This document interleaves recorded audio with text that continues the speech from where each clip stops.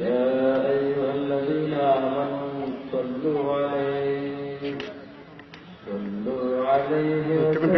وسلموا تسليما اللهم صل على سيدنا مولانا محمد وعلى آله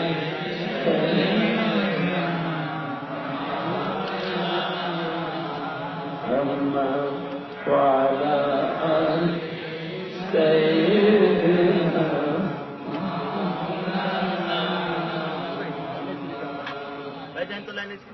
ماليا قولي ورايا مال قولي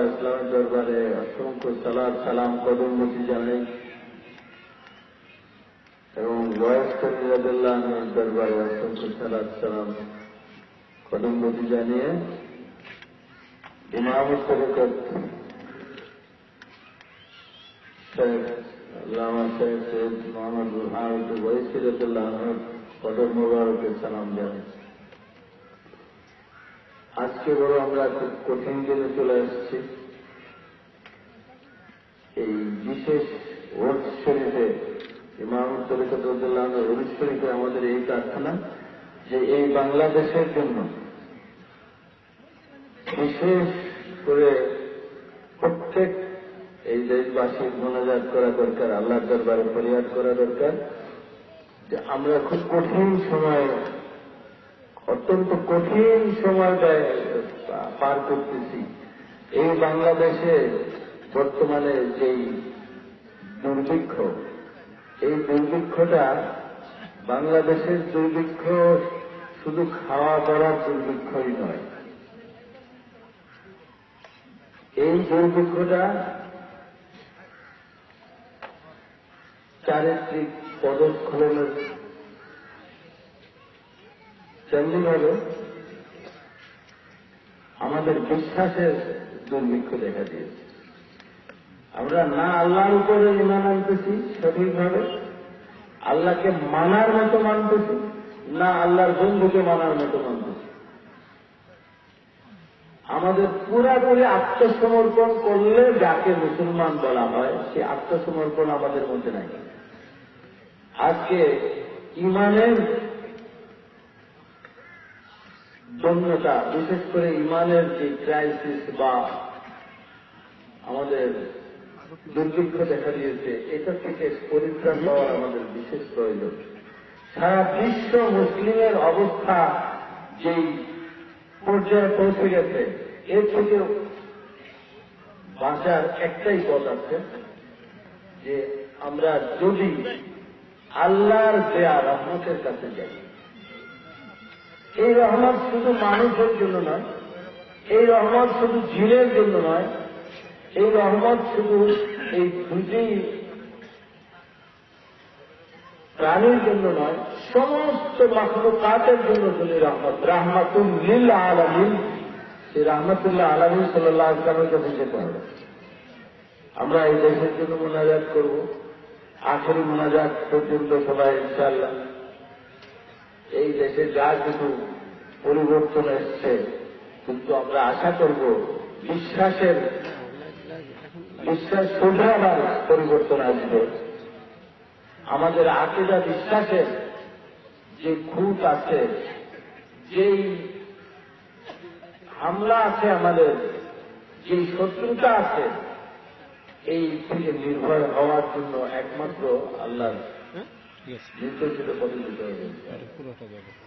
আমরা চাই আপনারা দেশের জন্য দোয়া করবেন, দেশের মানুষের জন্য দোয়া করবেন, সারা বিশ্বের মুমিন মুসলমানদের জন্য দোয়া করবেন, এবং সারা বিশ্বের জন্য শান্তি প্রতিষ্ঠিত হয়। ইমাম তরিকত রাদিয়াল্লাহু আনহু শান্তি প্রতিষ্ঠার জন্য শান্তির ডাক দিয়ে গেছেন নেদায়ে ইসলাম।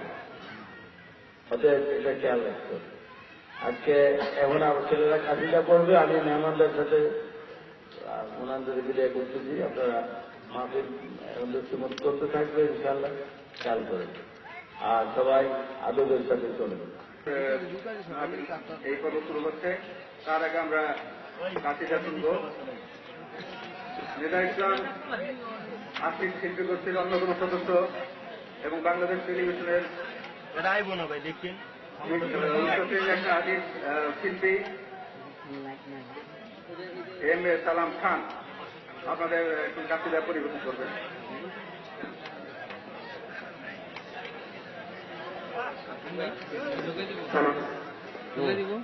আমার দাও, আমার দাও।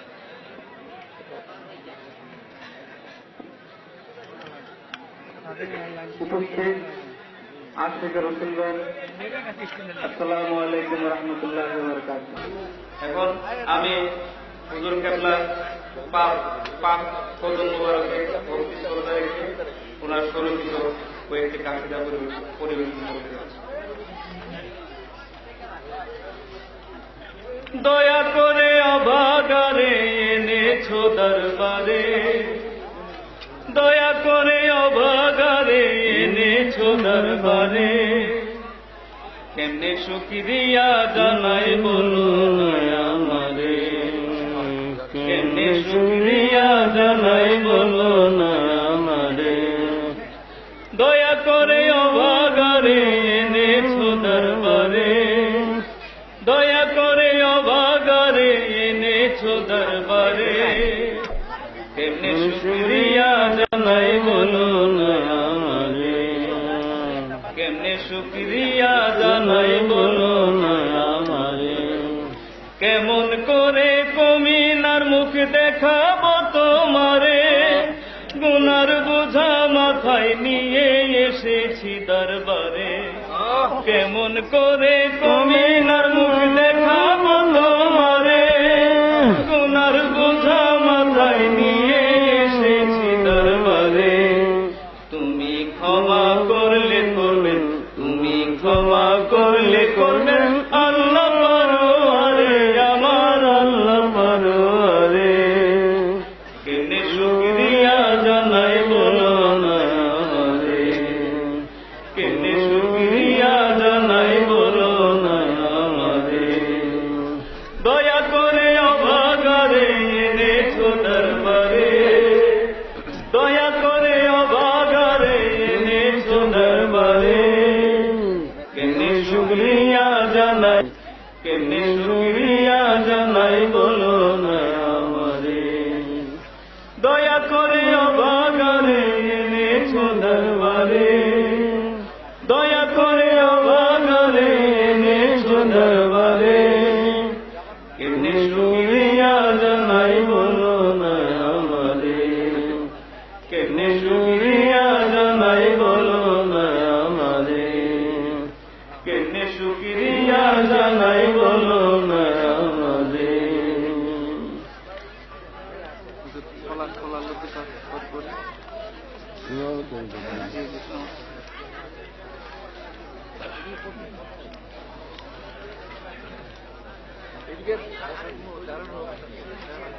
মুখ দেখা যায় না কেমনি দিই ওই ক্যামেরা মানে বেশি মুখ দেখা যায় না কোনো সমস্যা ওই এরা কইছে আমি তো না ঠিক আছে ঠিক আছে ওয়েসকারানির স্নেহে ধন্য ওয়েসি বুরহান ইমাম ওয়েসি বুরহান তার কদমে চুমে জানাই গো সম্মান জানাই গো সম্মান তার কদমে চুমে জানাই গো সম্মান জানাই গো সম্মান ওয়েসকারানি তিনি আহমদ নৌকে খাসনা মেরি খস্তরিকা মদিনাতে যে প্রেমিতে করিতে বলো প্রেমিতে করিতে বলো সকল আমিন শাম আল্লাহর সকল আমিন শাম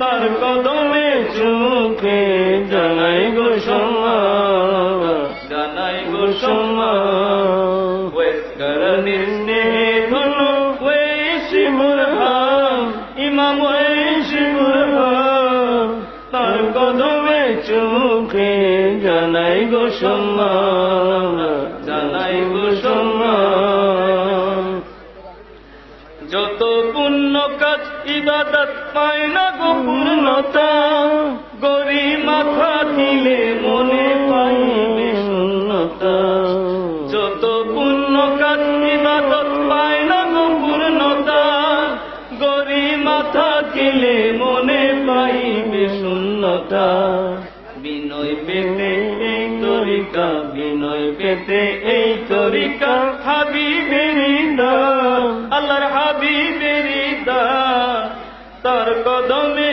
চুমুকে জানাই গো সম্মান জানাই গো সম্মান ওয়েসকারানির স্নেহে ধন্য ওয়েসি বুরহান ইমাম ওয়েসি বুরহান তার কদমে চুমুকে জানাই গো সম্মান জানাই গো সম্মান বিনয়ে অলঙ্কিত কলঙ্ক অহংকারে উন্নত হইতু জাহানে বিনয় শুভে যারে বিনয়ে অলঙ্কিত কলঙ্ক অহংকারে উন্নত হইতু জাহানে বিনয় শুভে যারে বিনয় বিনয় যে অমূল্য রতন বিনয় যে অমূল্য রতন হাদিসে প্রমাণ নবীর হাদিসে প্রমাণ তার কদমে চুমুকে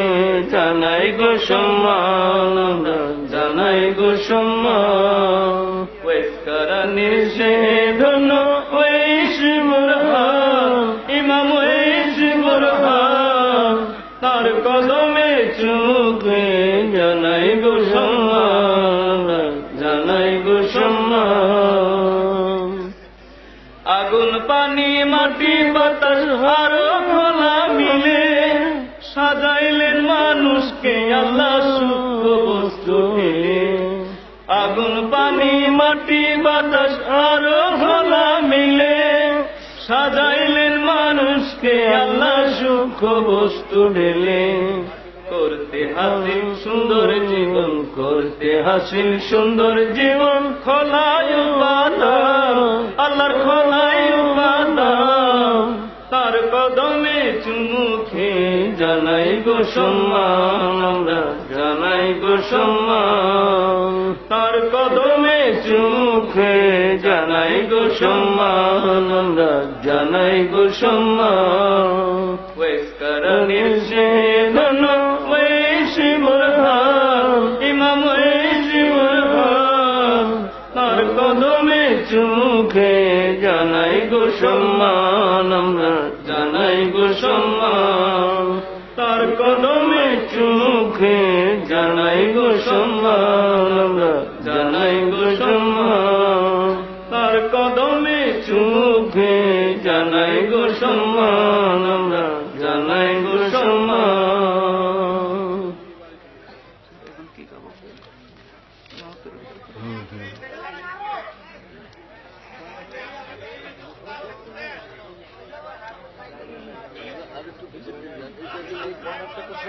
এই পিছনটা ছেড়ে দিতে হবে, আরো পিছন, এরা যারা আছে বাম দিকে আরো পিছিয়ে যেতে হবে।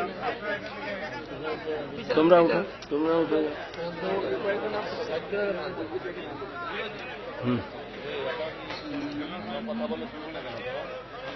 ইমামত তরিকত দেখাইলেন নতুন জগৎ, ইমামত তরিকত দেখাইলেন নতুন জগৎ।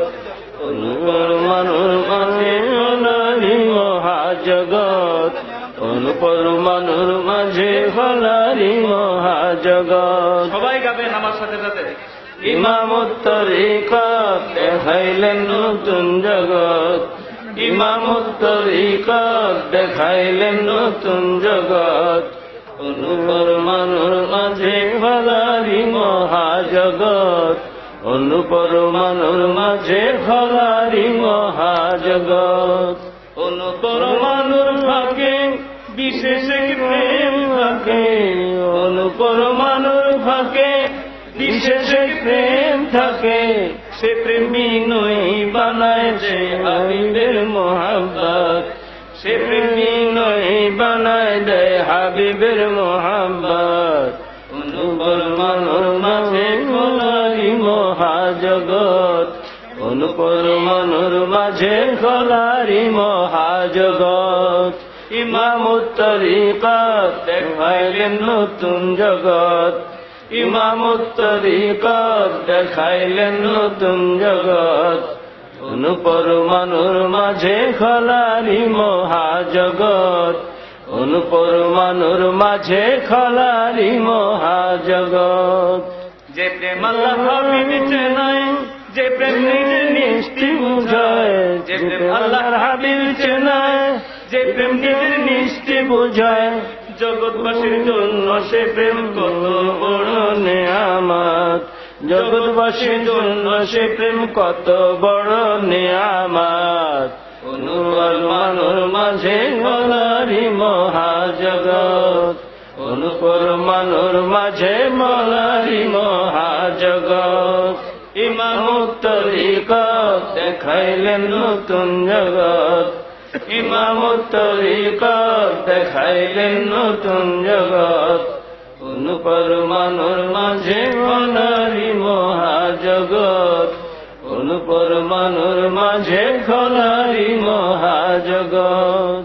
যখন পাবে সেই নিয়ামত দেখবে চারিদিকে জান্নাত, যখন পাবে সেই নিয়ামত দেখবে চারিদিকে জান্নাত, মোহাব্বত স্থানে পাবে মাকামে আহাব্বিয়াত, মোহাব্বতের স্থানে পাবে মাকামে আহাব্বিয়াত। পরমাণুর মাঝে হলারি মহাজগৎ, পরমাণুর মাঝে হলারি মহাজগৎ। ইমামুত তরিকত দেখাইলেন নতুন জগৎ, ইমামুত তরিকত দেখাইলেন নতুন জগৎ। পরমাণুর মাঝে হলারি মহাজগৎ, পরমাণুর মাঝে খলারি মহাজগৎ। ইমামুত তরিকত দেখাইলেন নতুন জগৎ, ইমামুত তরিকত দেখাইলেন নতুন জগৎ। পরমাণুর মাঝে খলারি মহাজগৎ, পরমাণুর মাঝে খলারি মহাজগৎ। পরমাণুর মাঝে খলারি মহাজগৎ। আলহামদুলিল্লাহ, শুকরুলিল্লাহ, আজকে সালাতু সালাম আলা হাবিবিল্লাহ ওয়া আলা আলিহি ওয়া সাহবিহি ওয়া মান ওয়ালা ফি কুল্লি লামহাতিন ওয়া নাফাসিন মিন কুল্লি যাররাতিন আদাদা ইলমিল্লাহ। আল্লাহ তাআলার দরবারে অশেষ শুকরিয়া, আল্লাহ হাবিব সাল্লাল্লাহু আলাইহি ওয়াসাল্লামের দরবারে অশেষ সালাত সালাম। কদম বুচি ইমাম তরিকত রাদিয়াল্লাহু আনহু কদম মোবারকে অশেষ সালাম। কদম বুচি, আসসালামু আলাইকুম ওয়া রাহমাতুল্লাহ।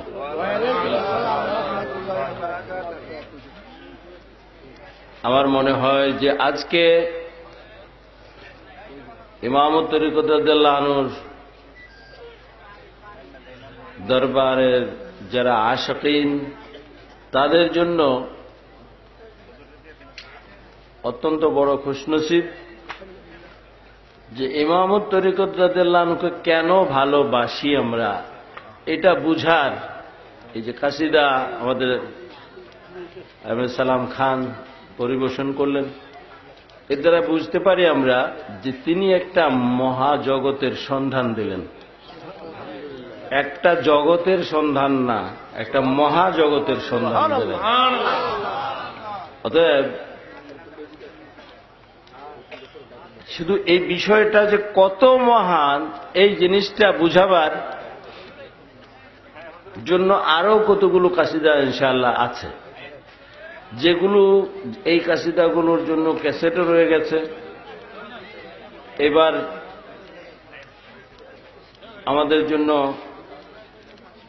বিশেষ উপহারও দেওয়া হয়েছে 5টা সিডির মধ্যে, কত 60টি কাসিদা আছে আলহামদুলিল্লাহ।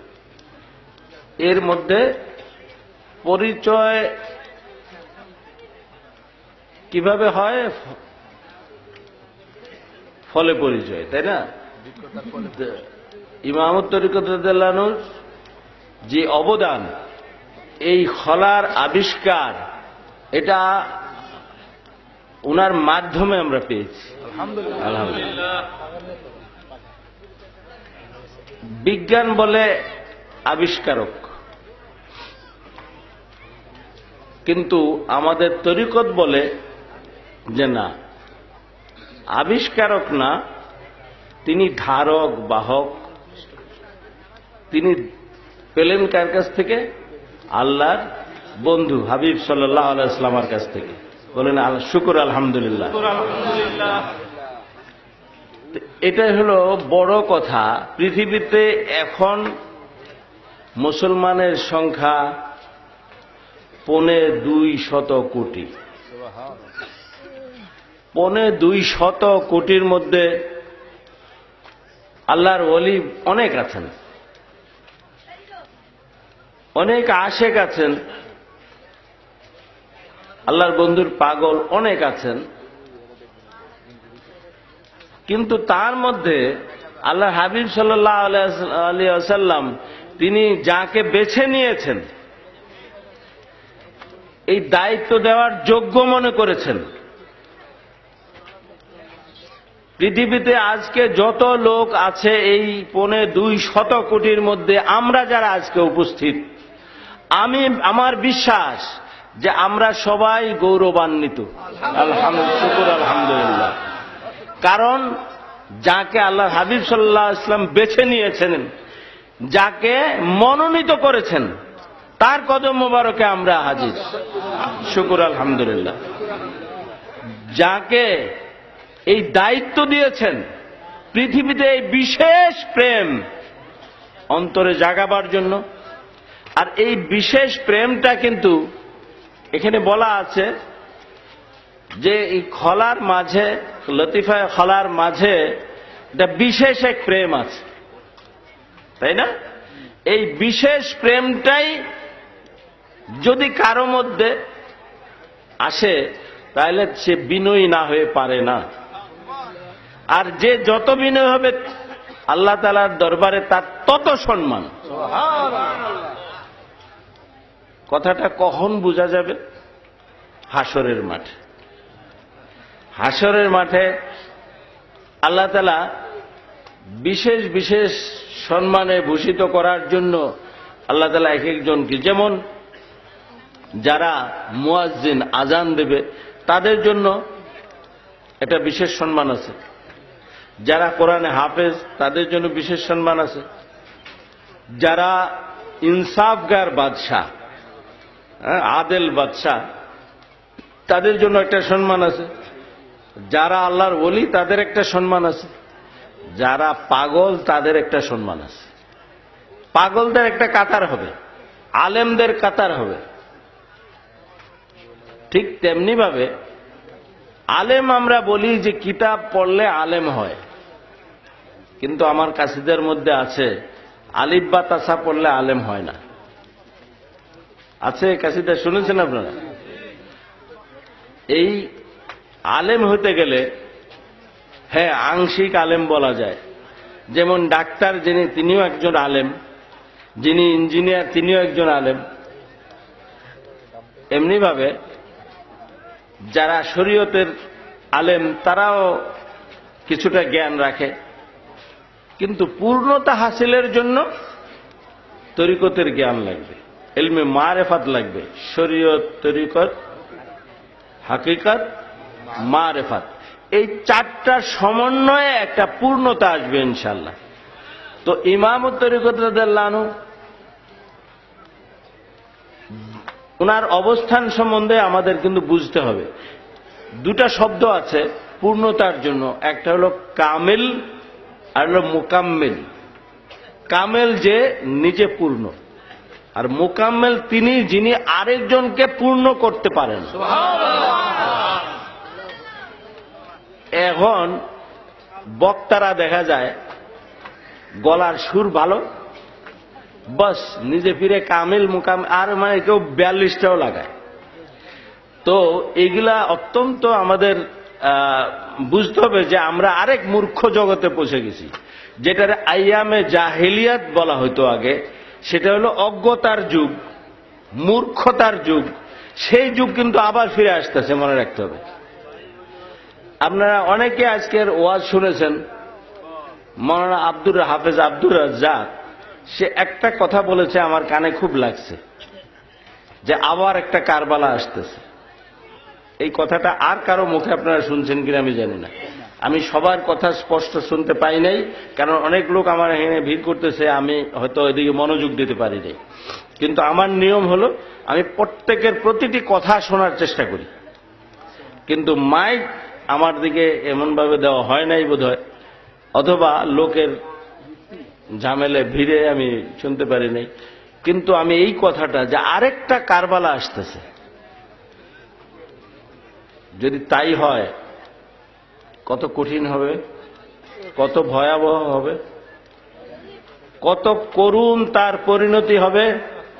কয়জন মুসলমান, সেই যুগে কি লক্ষ লক্ষ মুসলমান ছিল না? বুঝলাম কোটি কোটি শত কোটি নাই থাকলো, কিন্তু লক্ষ লক্ষ মুসলমান ছিল কিনা? ছিল।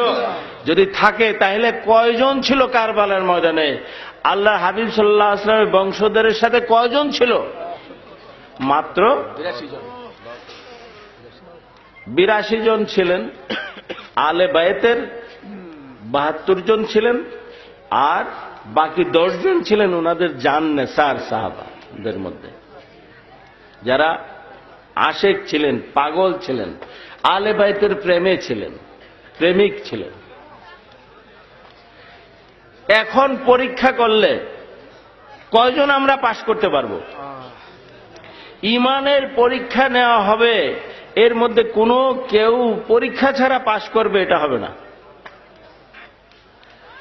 আমরা যে আমাদের যে সংসার ধর্ম দেওয়া হয়েছে, এখানেও একটা পরীক্ষা আছে। ইনশাআল্লাহ আমি আশা করব আমার স্নেহের এম এ সালাম খান ও পরিবেশন করবে। এই জীবনে এমন একটা অবস্থান গ্রহণ করতে হবে, পানিতে বাস করবে কিন্তু সর্দি লাগবে না। সর্দি, হাঁস পানিতে থাকে না, মাছ পানিতে থাকে না, তার কি সর্দি হয়? তাইলে যদি একটা হাঁস আর মাছের সর্দি না হয়, তাইলে আমরা এই সংসারে বাস করা, সংসারে আমাদের আক্রান্ত করবে কেন? সংসার আমাদের ধরবে কেন? তো সেখানে ইসলামে বৈরাগ্য নাই, এই কথা যেমন সত্য, এই বৈরাগ্য নাই এই কথাটা প্রতিষ্ঠিত করার জন্য আল্লাহর হাবিব সাল্লাল্লাহু আলাইহি ওয়াসাল্লাম আর জীবন দিয়ে প্রমাণ করে দিয়ে গেছেন। আউলিয়া কেরামের জীবন, ইমামুত তরিকত রাদিয়াল্লাহু আনহুর জীবনে প্রমাণ করে দিয়ে গেছেন। তো আমরা সেই কথাটা আছে, কাছে আছে। আচ্ছা, আমরা একটু শুনি, তারপরে আবার আমি এটা আলোচনা করব ইনশাআল্লাহ। বৈরাগীর কোনো ভয় নাই ভাই, বৈরাগীর কোনো ভয় নাই, বাহিরে সংসারী ভিতরে বৈরাগী, বাহিরে সংসারী ভিতরে বৈরাগী, হাবিবের অনুযায়ীর কোনো চিন্তা নাই, বৈরাগীর কোনো ভয় নাই। ও ভাই, বৈরাগীর কোনো ভয় নাই, বাহিরে সংসারী ভিতরে বৈরাগী, বাহিরে সংসারী ভিতরে বৈরাগী, হাবিবের অনুসারীর কোনো চিন্তা নাই, বৈরাগীর কোনো ভয় নাই। ও ভাই, বৈরাগীর কোনো ভয় নাই। বৈরাগী হইতে মানা, ছাড়িলে সংসার খানা, বৈরাগী হইতে মানা, ছাড়িলে সংসার খানা, সংসারের পরীক্ষা বিনা পাশের আশা নাই, সংসারের পরীক্ষা বিনা পাশের আশা নাই, বৈরাগীর কোনো ভয় নাই। ও ভাই, বৈরাগীর কোনো ভয় নাই। সংসারের কেউ যাবে না, কবরে কেউ রবে না, সংসারে কেউ যাবে না, কবরে কেউ রবে না, শাস্তির কেউ ভাগ নিবে না, থাকবে যে একাই, শাস্তির কেউ ভাগ নিবে না, থাকবে যে একাই, বৈরাগীর কোনো ভয় নাই। ও ভাই, বৈরাগীর কোনো ভয় নাই, বাহিরে সংসারী ভিতরে বৈরাগী, বাহিরে সংসারী ভিতরে বৈরাগী, হাবিবের অনুরাগীর কোনো চিন্তা নাই, বৈরাগীর কোনো ভয় নাই। ও ভাই, বৈরাগীর কোনো ভয় নাই। মাছের বাসা পানিতে, হাঁসও ভাসে পানিতে, মাছের বাসা পানিতে, হাঁসও ভাসে পানিতে, তেমনি থাকে সংসারেতে শর্মিমার নাই, তেমনি থাকলে সংসারেতে সর্দি বিমার নাই, বৈরাগীর কোনো ভয় নাই। ও ভাই, বৈরাগীর কোনো ভয় নাই, বাহিরে সংসারী ভিতরে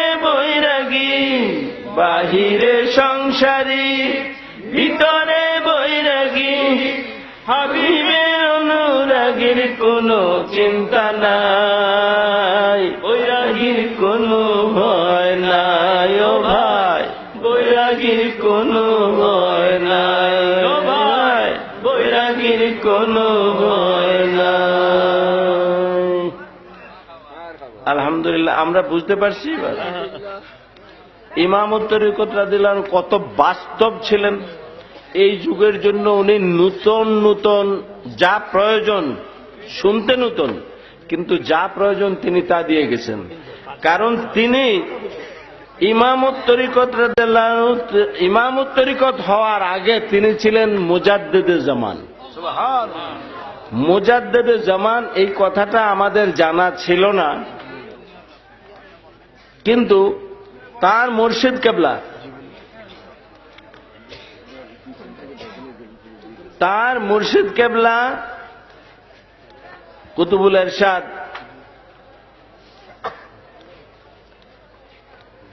সতরা শরীফের আমার দাদাজান কেবলা তার জীবনের মধ্যে এই একটা বিশেষ চিঠির উল্লেখ করেছেন। তিনি লিখেছেন জনৈক মুরিদকে যে তিনি জামানার মুজাদ্দিদ, জামানার মুজাদ্দিদ। এই জামানা বলতে এই সময়, কোন কিসের সময়? পৃথিবীর সময়। এই দুনিয়ার এই সময়ের সংস্কারক মুজাদ্দিদ ইমামত তরিকত রাদিয়াল্লাহু আনহু, এবং হায়াত দারাজের জন্য উনি দোয়া করেছেন। আচ্ছা, তো তিনি, আমরা স্বাভাবিকভাবে অনেক দরবেশ গিরি দেখায়, কেউ দেখায় অথবা না দেখার জন্য মনে করে সারা বছর রোজা আছি, এটা একটা ফুটানি। খুব তাহাজ্জুদ পড়ি, এটা একটা ফুটানি। কারণ শয়তান যে যা যেভাবে যারে ধ্বংস করা যায় শয়তান সেই চেষ্টাটা করবে। যেমন যারা জিকির করে তাদের অনেক সময় বলে, আরে বৈশাখী আর কত করবি, এখন দাঁড়ায় কর। যখন দাঁড়ায় শুরু কর, এবার নাচা কর। আর যখন নাচা শুরু করে তো আর গুণ বাকি রাখছত কি লিগা, ওই যারা ঘরে আছে তাকেও লিয়ে এলো, তাই না? এই হলো অবস্থা। তাইলে শেষ পর্যন্ত কি হলো? ওই শূন্যের খাতায় গেল গে, এই চেষ্টাটা কোথায় গেল? বৃথা গেল। এই জন্য শয়তান জিকির করতে মানা করবে না, একটা জিনিস কেবল গায়ে লাগে, সেটা হলো আল্লাহর হাবিব সাল্লাল্লাহু আলাইহি ওয়াসাল্লামের প্রশংসা, সালাত, সালাম যখন করবে, তাজিম, তখন কিন্তু শয়তানের গায়ে লাগে। আল্লাহর ওলির তাজিম করলে তখন শয়তানের গায়ে লাগে। সেই জন্য যে জিনিসটা করা দরকার, ইমামত তরিকত রাদিয়াল্লাহু আনহু সারা বছর রোজা থাকতে বলেন নাই, নিষেধ করেছেন। কম খাওয়ার সময় আসবে এই কথা তিনি বলেছেন, কিন্তু উনার জমানায় কম খাওয়ার সময়টা আসে নাই। সেই জন্য তিনি বলতেন যে তোমরা বেশি বেশি খাবে, বেশি বেশি ইবাদত করবে, বেশি বেশি খাবে, বেশি বেশি ইবাদত করবে। এই কথা বোধহয় তরিকতে এর আগে কেউ বলেননি। তরিকতের নিয়ম হলো কম কথা কও, কম খাও, কম ঘুমাও। কিন্তু ইমামত তরিকতে কি বলতেছেন? যে বেশি বেশি খাও, বেশি বেশি ইবাদত করো। তাইলে উনার চিন্তাধারা, আমি আবারও বলতে চাই যে তিনি নিজের থেকে কিছু করেছেন তা না, নিজের থেকে তিনি করেন নাই, যখন যা হুকুম আসছে তাই করেছেন। এবং এই তরিকতের অত্যন্ত বাস্তবতা ওলামায়ে কেরামরাও, আজকালকার আলেম যারা, তারা তো কতজনের যে লেখাপড়া জানে এটা বলা মুশকিল। যাক, আমাদের পর্দাদা পীর সাহেব কেবলা হযরত আশিকে রাসূল মাশুকে ইলাহি হযরত সদরুদ্দিন রাদিয়াল্লাহু আনহু, তার সম্বন্ধে এইখানে ফেনী এলাকার লোকজন আছে, তারা কেউ কেউ মুরব্বীরা জানতে পারে কথাটা। চিথুলিয়া খানকা, এই খানকাটার নাম কিন্তু খানকায় সদরিয়া, ওনার নাম অনুসারে রাখা হয়েছে। এই খানকাতে এখানে ফুরফুরে আলা হযরত কেবলা তশরিফান ছিলেন। সেখানে আমার পর্দাদা বিশপ কেবলাও আছেন। তখন খাওয়ার সময় হলো, জোহরের সময় তো নামাজের পরে খাবেন।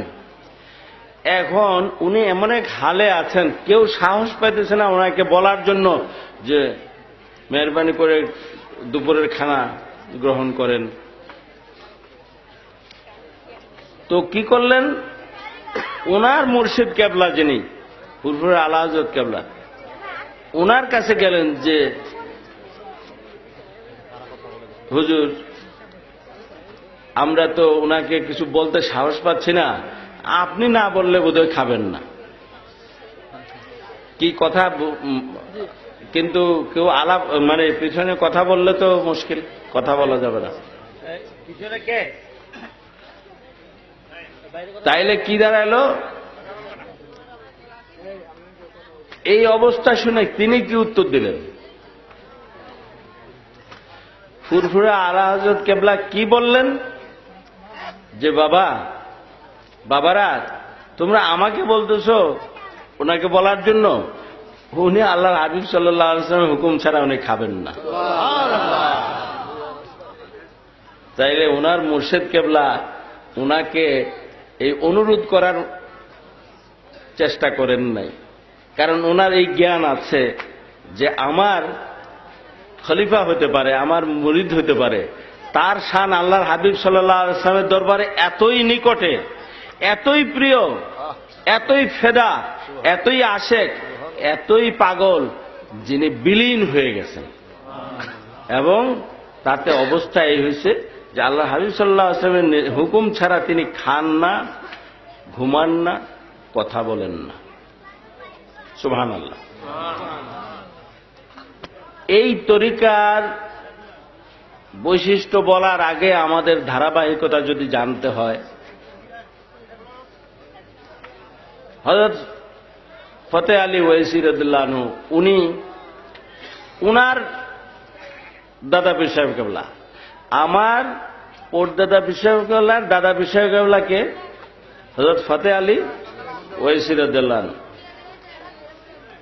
তিনি দিওয়ানে ওয়াইসি লিখে গেছেন। এই দিওয়ানে ওয়াইসি উনি যে ওয়াইসি তরিকার নেসবত ওনার ছিল, এই কথা আমার দাদাজান কেবলা ওই চিঠিতে লিখেছেন যে ইমামত তরিকত রাদিয়াল্লাহু আনহু সম্বন্ধে লিখতে যে লিখেছেন যে উনি ওয়াইসিয়া তরিকা ওনার হাসিল হয়ে গেছে, ওয়াইস করি রাদিয়াল্লাহু আনহুর কাছ থেকে হাসিল হয়েছে। এই যে আমরা আজ যেই অবস্থানে বসে আছি, এই সম্বন্ধে আমার দাদাজান কেবলা লিখে গেছেন যে বাৎসরিক যে মাহফিল করা হয়, এই মাহফিলের মধ্যে ওয়াইস কারনী রাদিয়াল্লাহু আনহু সহ আল্লাহর হাবিব সাল্লাল্লাহু আলাইহি ওয়াসাল্লাম স্বয়ং উপস্থিত থাকেন।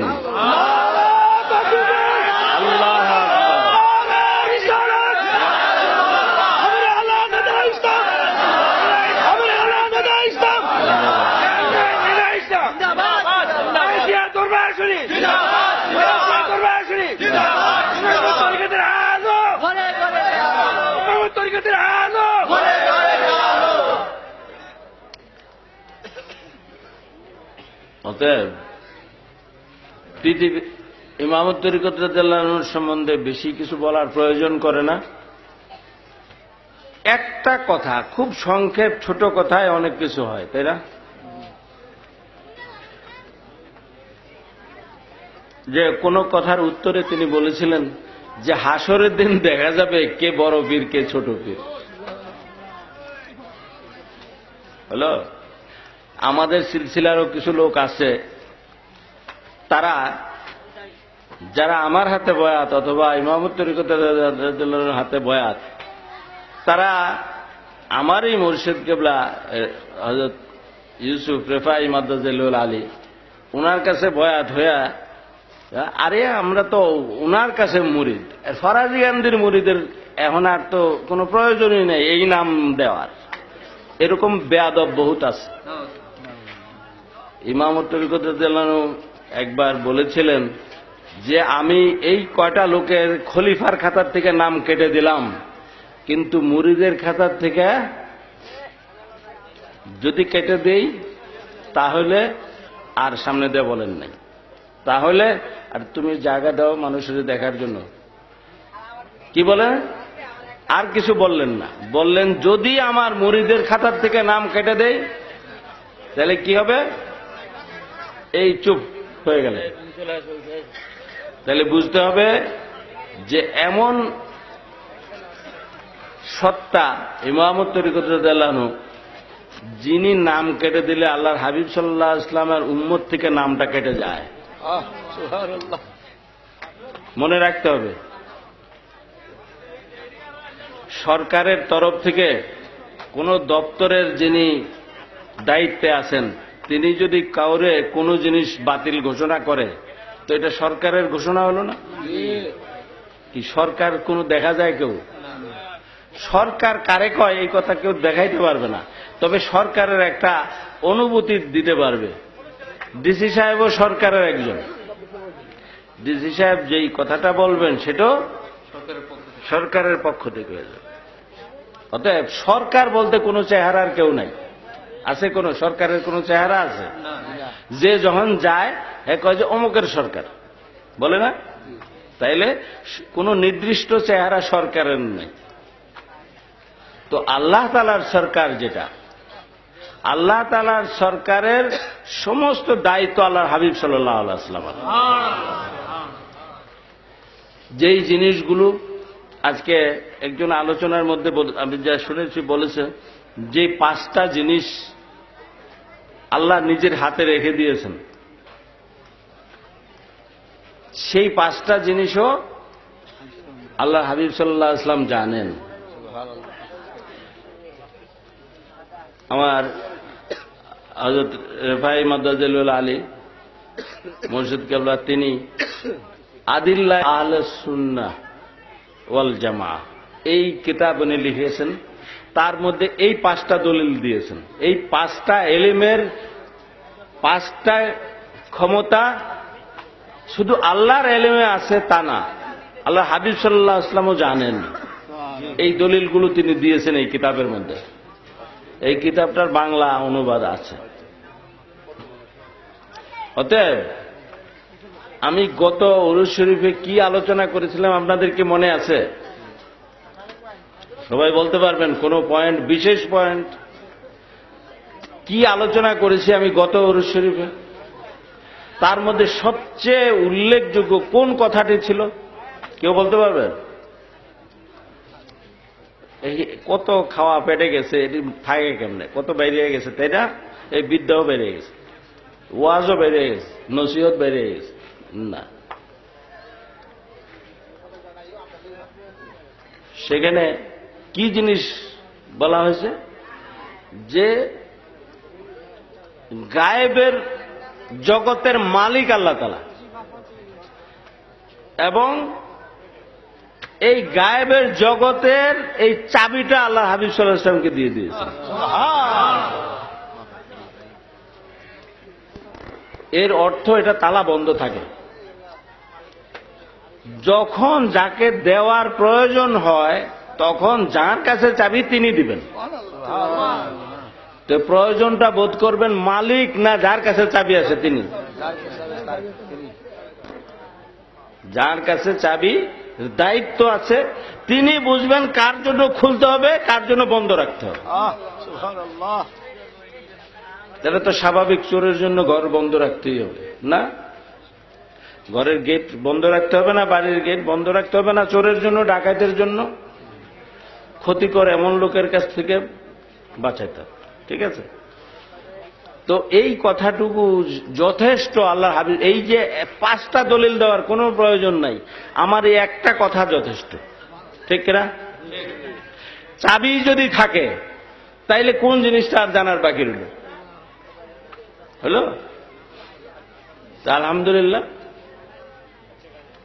এই দরবারে সবচেয়ে বড় সৌন্দর্য হলো এই, প্রাপ্তি হলো এই যে এখানে তরিকতের এই পথে হাকিকতের সন্ধান পাওয়া যায় এবং মারেফাত, সঠিক মারেফাতে পৌঁছা যায় এবং মারেফাতে পৌঁছলে কি হয়? প্রেম পাওয়া যায়। যাকে চিনি না তাকে ভালোবাসি না। যদি কেউ বলে আমি তারে চিনি না খুব ভালোবাসি, কথাটা মিথ্যা। যারে চিনি তাকেই ভালোবাসি, যাকে সবচেয়ে বেশি চিনি তাকে সবচেয়ে বেশি ভালোবাসি। এই জন্য আল্লাহর হাবিব সাল্লাল্লাহু আলাইহি ওয়াসাল্লাম আল্লাহ তাআলাকে সবচেয়ে বেশি বেশি চিনেন, ঠিক কিনা? না আর কেউ আছে সৃষ্টি জগতে? জি না। তাহলে আল্লাহ হাবিব সাল্লাল্লাহু আলাইহি ওয়াসাল্লাম সবচেয়ে বেশি জানেন, সবচেয়ে বেশি চিনেন, এই জন্য সবচেয়ে বেশি প্রশংসা করতে পারেন। এই জন্য ওনার নাম মোবারক হলো কি? আহমাদুল হামেদিন। যত প্রশংসাকারী সৃষ্টির প্রথম থেকে শেষ পর্যন্ত সমস্ত প্রশংসাকারীর মধ্যে তিনি সর্বশ্রেষ্ঠ। শুধু এতটুক তো হলেন তিনি প্রশংসাকারী হিসাবে, কিন্তু আল্লাহ তাআলা কি দিলেন? শুধু সর্বশ্রেষ্ঠ প্রশংসাকারী উপাধি দিয়ে ক্ষান্ত হন নাই। আল্লাহ তাআলা কি দিলেন? যে তিনি মুহাম্মাদুন সাল্লাল্লাহু আলাইহি ওয়াসাল্লাম। কেন দিলেন? যেই যা প্রশংসার শেষ নাই, আমার বন্ধুর প্রশংসার শেষ হবে না। কারণটা কি? যত কারণ আছে সব বাদ, একটা কারণ হলো যে আল্লাহ স্বয়ং প্রশংসা করছেন, আবার এর চেয়ে বেশি করবো কি? তাই না? যেমন আল্লাহ নিজে আল্লাহর বন্ধুর জিকির করেছেন, তো এর চেয়ে বেশি জিকির আর কে করবে? এখন যারা আল্লাহর হাবিব সাল্লাল্লাহু আলাইহি ওয়াসাল্লামের জিকিরের বিরোধিতা করে, তাদের কোন ক্ষমতা আছে যে আল্লাহ যাকে সমুন্নত করেছেন, যাকে না, যার জিকিরকে সমুন্নত করেছেন, যাকে করা তো অনেক বড় কথা, শুধু জিকিরকেই সমুন্নত করেছেন, যেটার তুলনা কোনোদিন পৃথিবীতে আসবে না, কোন সৃষ্টির জন্য না। তো যারা 72 ফেরকার, যাদের আমরা এক কথায় আজকে বাতিল বলতে পারি, যাদের আমরা ওহাবি বলতে পারি, তাদের কি ক্ষমতা আছে আল্লাহর হাবিব সাল্লাল্লাহু আলাইহি ওয়াসাল্লামের শানকে ছোট করার? পারবে না ইনশাআল্লাহ। তবে একটা কথা মনে রাখতে হবে, যারা মুমিন তাদের ইমানের পরীক্ষা হয়ে যাচাই বাছাই করার পরে যারা মুমিন হিসাবে টিকে থাকবে, তাদের সংখ্যা 73-এ একজন। কতজনে? 73-এ একজন। তো আমরা আশা করব যে 73 জনের যদি পরীক্ষা করে, যদি একজন পাশ করে, তাহলে আমি হব সেই ব্যক্তি ইনশাআল্লাহ। এটা প্রত্যেকেই আশা করতে হবে। ইমানের একটা সংজ্ঞা আছে এক জায়গায়, বাইনাল ইমান বাইনাল খৌফে ওয়ার রাজা। ভয়টা কি থাকবে? যদি আল্লাহ তাআলা সৃষ্টি জগতে একজনকে দোজখে দেন, তাহলে সেই ব্যক্তি আমি, কারণ আমার চেয়ে বড় অপরাধী নাই।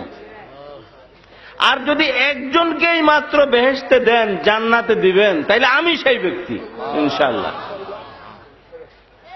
তাহলে কি দাঁড়ালো? এটা বলে আশা। এই রাজা আশা রাখতে হবে যে আল্লাহর রহমতের উপর আমার এতটা ভরসা থাকতে হবে। এই আবার আরেক কথা শুরু হয়ে গেল, রহমত কি রহমত। আল্লাহর হাবিব সাল্লাল্লাহু আলাইহি ওয়াসাল্লামের নাম হলো রহমত। রহমত আল্লাহর হাবিব সাল্লাল্লাহু আলাইহি ওয়াসাল্লাম। কেউ ভালোবাসা মহব্বত দেখাইতে পারবে যে এইটা মহব্বতের এই সুরত, মহব্বতের আকৃতি, ছবি? কেউ ভালোবাসার ছবি দেখাইতে পারবে কেউ? ঠিক তেমন রহমতের ছবি, দয়ার ছবিও দেখাইতে পারবে না। মায়ার ছবি যেমন দেখাইতে পারবে না, দয়ার ছবিও দেখাইতে পারবে না। আল্লাহর হাবিব সাল্লাল্লাহু আলাইহি ওয়াসাল্লামকে মায়া করে সৃষ্টি করা হয়েছে, তাই ওনার কোনো ছবি নেই। ওনাকে দয়া করে সৃষ্টি করা হয়েছে, তাই ওনার কোনো ছবি নেই। এখন ছবি নাই অথচ মানবের রূপ পেয়েছেন, এই যে কথাটা, মানবের রূপ দিয়েছেন, কিন্তু আপনার মতো মানুষ, আমার মতো মানুষের ছায়া আছে। আল্লাহর হাবিব সাল্লাল্লাহু আলাইহি ওয়াসাল্লাম যদি আমার আপনার মতো হতো তাইলে তো ওনারও ছায়া থাকতো। আরেকটা কথাও সত্য, সেটা নূরেরও ছবি নেই, নূরের কোনো ছবি নেই। যেহেতু তিনি নূর, তাই ওই মায়া, দয়া এবং নূর, এই তিনটার একটারও কিন্তু ছবি নেই। আচ্ছা, আমাদের এই সব কাসিদা অনেক আছে আলহামদুলিল্লাহ। আল্লাহ হাবিব সাল্লাল্লাহু আলাইহি ওয়াসাল্লাম আল্লাহুম্মা সাল্লি আলা সাইয়্যিদিনা মাওলানা মুহাম্মদ সাইয়্যিদিনা মাওলানা আল্লাহুম্মা সাল্লি আলা সাইয়্যিদিনা মাওলানা মুহাম্মদ ওয়া আলা আলি সাইয়্যিদিনা মাওলানা মুহাম্মদ ওয়া আলা আলি সাইয়্যিদিনা মাওলানা মুহাম্মদ ওয়া আলা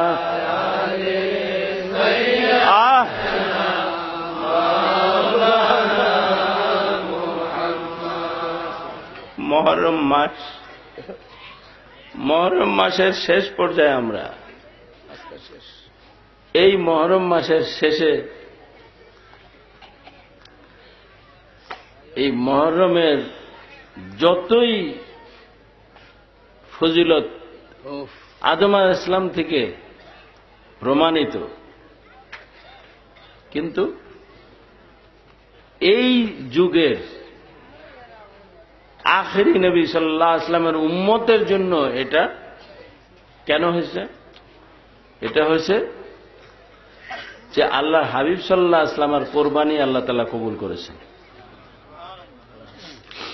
এই কোরবানি হযরত মা ফাতেমা রাদিয়াল্লাহু আনহা, এই কোরবানি উম্মতকে তরাবার জন্য হযরত ফাতেমা রাদিয়াল্লাহু আনহা কোরবানি দিয়েছেন। কবে কোরবানিটা দিলেন? কবে? আল্লাহ হাবিব সাল্লাল্লাহু আলাইহি ওয়াসাল্লামকে খুঁজে পাওয়া যাচ্ছে না মদিনা মুনাওয়ারায়। এখন ইহুদিরা তো এমনি বজ্জাত, বড় খারাপ, মুসলমানের বড় শত্রু। এখন ইহুদিদের কাছে প্রকাশও করা যায় না, বা আমভাবে বলাও যাচ্ছে না আল্লাহ হাবিব সাল্লাল্লাহু আলাইহি ওয়াসাল্লামকে খুঁজে পাওয়া যায় না। এই কথাটা বললে ইহুদিরা আর বেশি নাচবে, এদিক দিয়ে অন্তর জ্বলে যায়।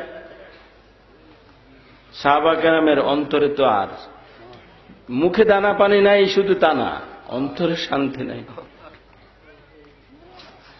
এক জায়গায় চারদিকে খুঁজতেছে, গোপনে খুঁজতেছে। পশ্চিম দিকে একটা এলাকায় যখন সাহাবা কেরাম গেলেন, তো জিজ্ঞেস করতেছে যে আমরা একজন লোক খুঁজে পাই না, নাম বলতেছে না। ইহুদিরা তো নাম না বলে বোধ আমরা আমাদের একজন আপনজন খুঁজে পাই না, তাহলে বলে যে আমরা তা তো দেখি নাই, এমন কোন লোক দেখি না, তবে এই পাহাড় থেকে কান্নার আওয়াজ আসতেছে। আজ 3 দিন থেকে কান্নার আওয়াজ পাওয়া যায়, এবং এই কান্নার আওয়াজ যেদিন থেকে শুরু হয়েছে সেদিন থেকে আমাদের দুম্বা, বকরি, উট, গরু, এ ভেড়া, এইগুলা কেউ খাওয়া বন্ধ করে দিচ্ছে। সবাই খাওয়া বন্ধ করে দিচ্ছে, পানিও পান করে না, আর কোনো ঘাস খোরাক কিছুই খায় না। এই একটা জিনিসই দেখতেছি আমরা 3 দিন থেকে। তো সাহাবায়ে বলেন যে কোন পাহাড় থেকে আওয়াজটা আসতেছে? কান্নার আওয়াজ।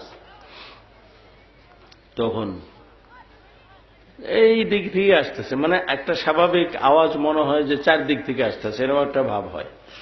তো তবুও একদিক দেখাই দিলে ওনারা গেলেন, যেতে যেতে আওয়াজ যতই যে কাছে যেতেছেন ততই আওয়াজ বেশি পাচ্ছেন। শেষে ঠিক এই যে গুহাটা, এই গুহার মধ্যে ওনারা কাছে যেতে যেতে গুহার মধ্যে প্রবেশ করে দেখেন আল্লাহ হাবিব সাল্লাল্লাহু আলাইহি ওয়াসাল্লাম সিজদায় করে আছেন, আর শুধু কথা একটা, ইয়া হাবলি উম্মতি, ইয়া রব্বি হাবলি উম্মতি, আল্লাহ আমার উম্মতকে বাঁচাও। বারবার ডাকতেছেন, চেষ্টা করতেছেন, কান্নায় অস্থির হয়ে যেতেছেন যে ওগো আল্লাহর হাবিব, আপনার সঙ্গী সাথীরা সব, কারো জান থাকবে না সাথে, সব না খেয়ে চিন্তায় ভাবনায় অস্থির হয়ে গেছে। আপনি মেহেরবানি করে সিজদা থেকে মাথা উঠান। শুনতেছেন না? তখন সিদ্দিক আকবর রাদিয়াল্লাহু আনহু, হযরত ওমর ফারুক রাদিয়াল্লাহু আনহু ওনারা বলেন যে এই অবস্থানে আমাদের কথায় কোনো কাজ হবে না, একমাত্র হযরত মা ফাতেমা রাদিয়াল্লাহু আনহাকে যদি আনা যায়, উনি যদি কোন রকমে পারেন সান্ত্বনা দিতে, বুঝাইতে, এটা সম্ভব হতে পারে, এটা আশা করা যায়। ফাতেমা রাদিয়াল্লাহু আনহাকে নিয়ে আসলেন, তিনি বুঝাইলেন। সেই পাথরটাতে যেটা আল্লাহ হাবিব সাল্লাল্লাহু আলাইহি ওয়াসাল্লাম সিজদায় ছিলেন সেটাতে নামাজ পড়েছি আমরা। তারপরে পাশের একটা পাথর আছে, ঠিক নামাজের জায়গা যতটুকু অতটুকুই 2টা পাথর ছিল। ফাতেমা রাদিয়াল্লাহু আনহা ওখানে নামাজ পড়ে সিজদায় যে উনিও অনেকক্ষণ কান্নাকাটা করে উনি কিন্তু আল্লাহ তাআলাকে তখনই বলতেছেন যে তোমার বন্ধুর কান্দন, তোমার হাবিব সাল্লাল্লাহু আলাইহি ওয়াসাল্লামের কান্দন তো সহ্য করতে পারি না, কি চায় তুমি দাও না কেন? তুমি কি পারো না দিতে? তোমার কোনো কিছুর অভাব আছে?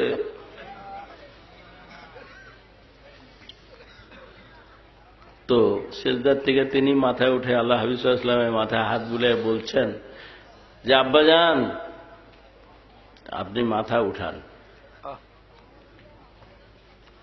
বলে আমার উম্মতের গুনাহ মাফ না হলে আমি উঠাবো না। আমার উম্মতের গুনাহ মাফ হওয়ার প্রতিশ্রুতি, আমি সেই বাণী জানতে চাই, শুনতে চাই। আবার মা ফাতেমা রাদিয়াল্লাহু আনহা আবার সিজদায় পড়ে গেলেন। তখন আল্লাহ তাআলাকে তিনি ফরিয়াদ করলেন যে আমার হাসান হুসেন আমি ওয়াকফ করে দিলাম, কোরবান করে দিলাম, আল্লাহ আপনি কবুল করেন। তবুও আপনার বন্ধুকে কাঁদায়েন না, আমার কলিজার টুকরা আমি কোরবান করে দিলাম। আমি এই কান্দন সহ্য করতে পারি না, আমার সন্তান গেলে আমার কষ্ট এত হবে না। আপনার বন্ধুর কান্দন অনেক কষ্ট, আমি সইতে পারতেছি না।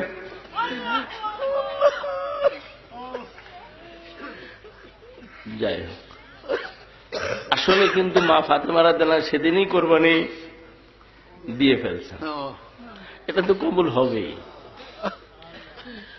আমরা কোরবানির ইতিহাস চিন্তা করলে ইসমাইল আলাইহিস সালামকে কোরবানি দেওয়ার হুকুম হয়েছে, কিন্তু কোরবানি হয় নাই। সেই কোরবানি ইসমাইল আলাইহিস সালামের থেকে কোরবানি নিলে তিনি আসবেন কি করে মানব রূপে? সেই জন্য আল্লাহ তাআলার হিকমত যে ইসমাইল আলাইহিস সালামের কোরবানি হতে পারে না, সেই জন্য আল্লাহর হাবিব সাল্লাল্লাহু আলাইহি ওয়াসাল্লামের তরফ থেকে এই কোরবানিটা কবুল করবেন বলে আল্লাহ তাআলা নির্ধারিত করে রেখেছেন। মা ফাতেমা রাদিয়াল্লাহু আনহার তরফ থেকে কোরবানি করবেন, এই জন্য আল্লাহ আশায় বসে আছেন যে অনেকে সাধলে নেয় না, কিন্তু আবার এমন কেউ আছে সাধলে সাথে সাথে নিয়ে নেয়। হ্যাঁ, অতএব ইব্রাহিম আলাইহিস সালাম সাধলেন, নিলেন না। কি বুঝে আসছে? ইব্রাহিম আলাইহিস সালাম কে ছিলেন? খলিলুল্লাহ। খলিলুল্লাহ উপাধি কার? ইব্রাহিম আলাইহিস সালামের থেকে আল্লাহ তাআলা গ্রহণ করলেন না, একটা অন্য ব্যবস্থা করে ইব্রাহিম আলাইহিস সালামকে ছাড়া কোরবানি করাই দিলেন বেহেশতের দুম্বা। কিন্তু রাগ করে, গোসা করে, অনেক সময় না আমি খাবো না, কিন্তু এমন কেউ থাকে সেই গোসা ভাঙানো যায়, যে যে সাধলে আর গোসা থাকে না। এই কোরবানি মা ফাতেমা রাদিয়াল্লাহু আনহার তরফ থেকে আল্লাহ ফিরিয়ে দিতে পারেন নাই। আল্লাহ রক্ষা না করলে আল্লাহ নিজেই কষ্ট পাবেন। তাই এই কোরবানি ফাতেমা রাদিয়াল্লাহু আনহার তরফ থেকে কবুল করলেন। উম্মতের জন্য এই কোরবানি। আল্লাহ হাবিব সাল্লাল্লাহু আলাইহি ওয়াসাল্লাম দুটা কোরবানি দিতেন, একটা নিজের তরফ থেকে একটা দুম্বা জবা করতেন, আর একটা উম্মতের তরফ থেকে দুম্বা জবা করতেন। এটা প্রতি বছরই করতেন, কিন্তু যেটা নিজের জান কোরবান করতে হয় সেই কোরবানিটা মা ফাতেমা রাদিয়াল্লাহু আনহার তরফ থেকে কবুল করলেন। তো এটা ওই যে মুসা আলাইহিস সালামকে আল্লাহ বলেন, কি বলেন, যে মানুষের গোশত খেতে বড় স্বাদ, একটু ইচ্ছা হয়েছে। হ্যাঁ, তো মুসা আলাইহিস সালাম খুঁজতেছেন, মানুষ খুঁজতেছেন কে কলিজা দিবে। যাই হোক, কেউ এক পাগলায় শুনে খুঁজে, আরে কোন জায়গা দিয়ে কেমন ভাবে নিবা, তুমি তাড়াতাড়ি করো, আমি তো দেওয়ার জন্যই তো একদিন আশায় বসে রয়েছি যে কবে ডাক আসবে যে তোর কলজাটা দে, আল্লাহ কব যে তোর কলজাটাই আমি চাই, এই আশাই তো আমি বসে রয়েছি। আর আজকে যখন আল্লাহ চাইছে তুমি নিয়ে নাও, না, খুব খুশি হয়ে গেলেন মুসা আলাইহিস সালাম। তিনি আল্লাহর দরবারে গিয়ে বলেন যে আল্লাহ, হ্যাঁ, একজন খুব খুব খুশি হয়ে তোমাকে কলিজা দেওয়ার জন্য অস্থির হয়ে গেছে। মুসা, তোরে কলিজা দিয়ে বানাইছিলাম না, তুই তো কলিজা দিলি না, তোর কলিজা তো মানুষ খুঁজতে আসো। তা আমার পাগলের অভাব আছে যারা কলিজা দেওয়ার জন্য বসে রয়েছে, সারাক্ষণ জান দেওয়ার জন্য, কোরবান করার জন্য বসে আছে। এই আশেক হইতে গেলে সেখানে দুনিয়ার কোনো আইন কুলায় না। এই আশেক যারা হয় তারা জানটা দিয়ে দিবে, এটাই স্বাভাবিক। আল্লাহ তাআলা